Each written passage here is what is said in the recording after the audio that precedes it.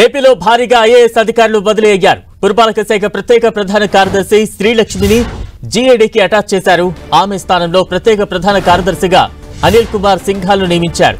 అలాగే ఎక్సైజ్ శాఖ ప్రత్యేక ప్రధాన కార్యదర్శి రజత్ భార్గవ్ను, పాఠశాల విద్యాశాఖ ముఖ్య కార్యదర్శి ప్రవీణ్ ప్రకాష్ను జీఏడీకి అటాచ్ చేశారు.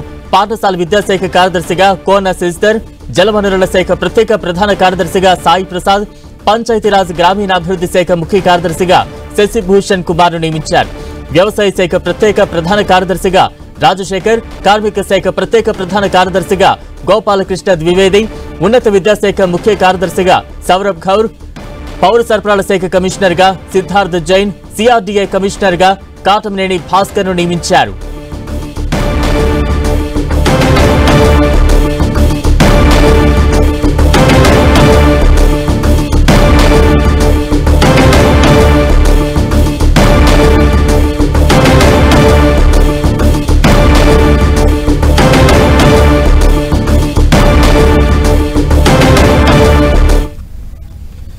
ఏపీలో ఐఏఎస్ల బదిలీలకు సంబంధించి మరింత అప్డేట్స్ అందించేందుకు మా ప్రతినిధి విజయచంద్రని సిద్ధంగా ఉన్నారు. విజయచంద్ర,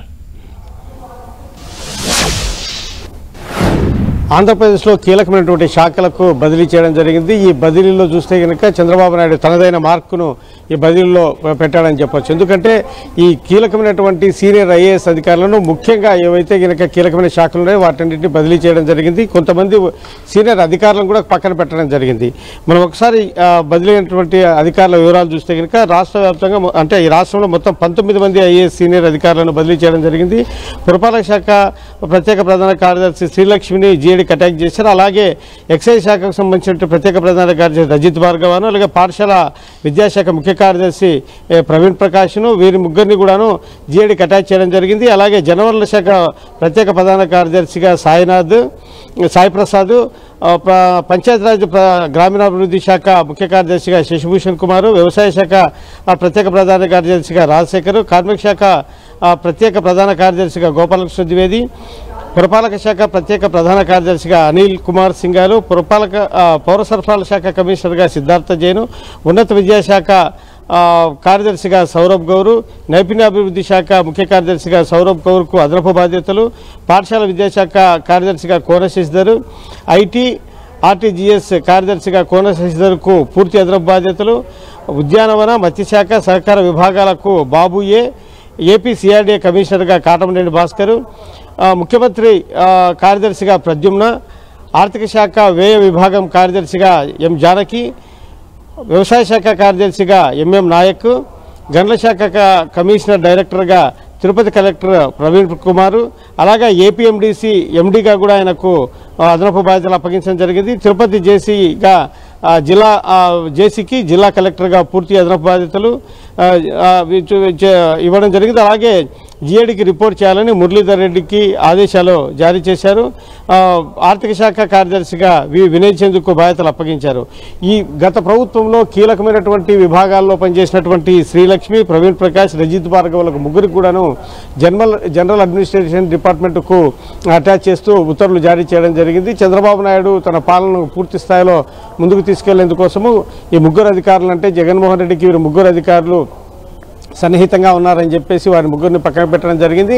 మిగిలిన ఆ కీలకమైన శాఖలన్నిటికి కూడాను సీనియర్ ఐఏఎస్ అధికారులు వీరందరూ కూడాను చంద్రబాబు నాయుడు గతంలో పరిపాలన చేసిన సమయంలో అప్పట్లో వీరికి కూడాను కీలకమైన బాధ్యతలు అప్పగించడం జరిగింది. ఇప్పుడు కూడాను ఒక టీమును, గతంలో తన దగ్గర పనిచేసిన టీం ఏదైతే ఉందో వారిని అందరినీ కూడాను కీలకమైన ఆ పోస్టుల్లో పెట్టి పాలన ముందుకు తీసుకెళ్లే ప్రయత్నం చేస్తున్నాడని చెప్పచ్చు. ఈ బదిలీలతో పరిపాలనపై మరింత పట్టు సాధించేందుకు, పరిపాలనను పరుగులు పెట్టించేందుకు సర్కార్ సిద్ధమైందని భావించవచ్చా?